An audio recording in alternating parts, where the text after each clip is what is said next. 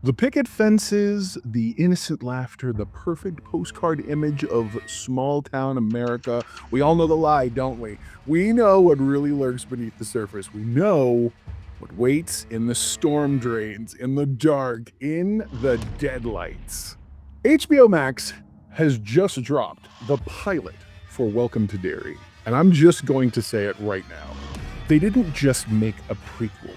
They didn't just make a TV show. They have unleashed a brilliant, confident, and absolutely terrifying masterpiece of prestige horror. The question isn't if this show is good.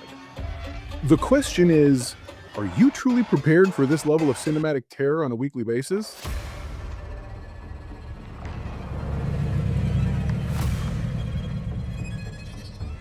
What's up, my know-it-alls? That's right. We're talking about the Welcome to Derry first episode, series premiere, I guess. Series premiere. It's called The Pilot. And I'm not going to bury the lead. I am not going to hedge my bets. Flat out, this is a 10 out of 10.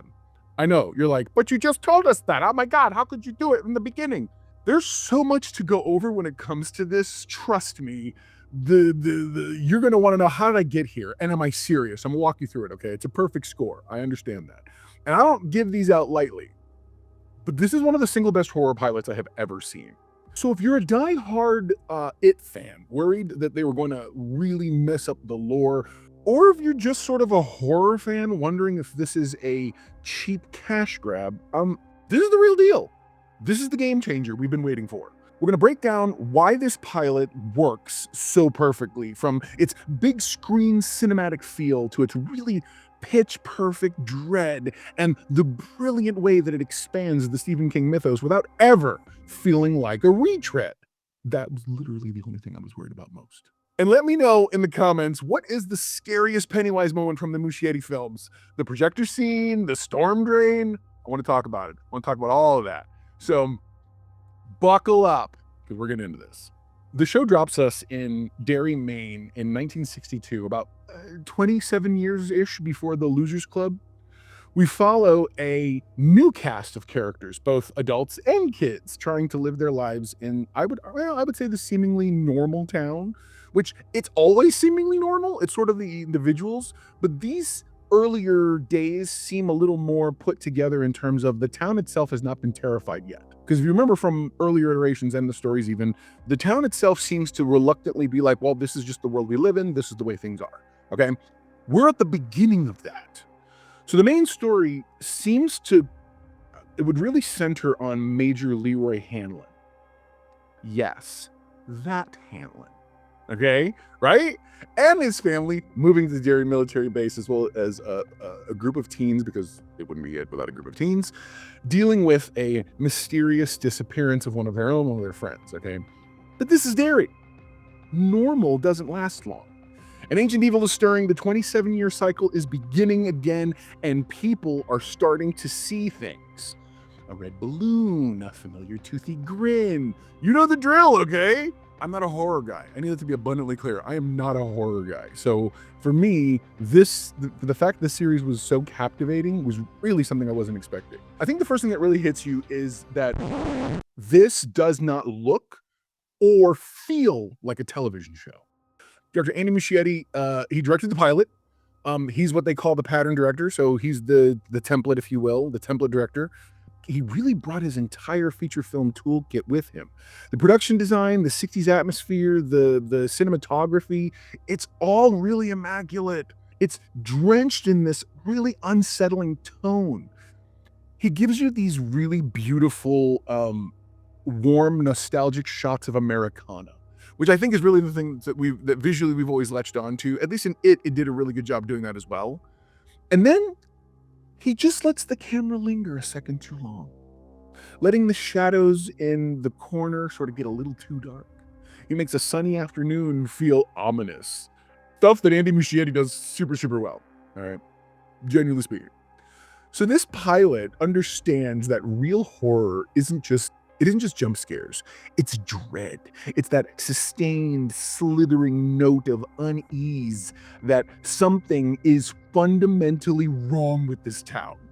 The show lets that tension build and build and build, and then it goes for the jugular. The climax of this episode set in a movie theater, which is my favorite place, all right? Time for the movies, it's time for a movie, you know what I'm saying? It's set in a movie theater, and it's sort of an all-out, unflinchingly, it's a brutal nightmare. It's shocking, it's bloody, and a really clear promise from the showrunners. We will not hold back. This is how you do a prequel. It never falls into the trap of over explaining the monster. It doesn't demystify Pennywise. We're not trying to deconstruct Pennywise, though I do have a good understanding that there are going to be some prequel-y type scenes, meaning we will see more of his origin in flashback, so you get to see a little bit more of Skarsgard in that format. And I'm excited for that. I think it's gonna be great. But this doesn't demystify Pennywise. It actually really expands his influence. Bill Skarsgard is back, and my gosh, is he as terrifying as ever. He's used sparingly, which might be more a function of budget than anything else. They're like, all right, listen, we need you for these days of shooting whatever else. We're gonna do some lurking things. You could have easily gotten away with some specific moments being a double of some kind. I believe they were probably him because the man's an artist, and I can see him being like, no, I'll do those. But definitely, he's used sparingly, very lurking at the edges, which for me, that makes his full reveal that much more impactful. We get these amazing hints of the town's darker history and the 27-year cycle sort of connecting us to that wider lore.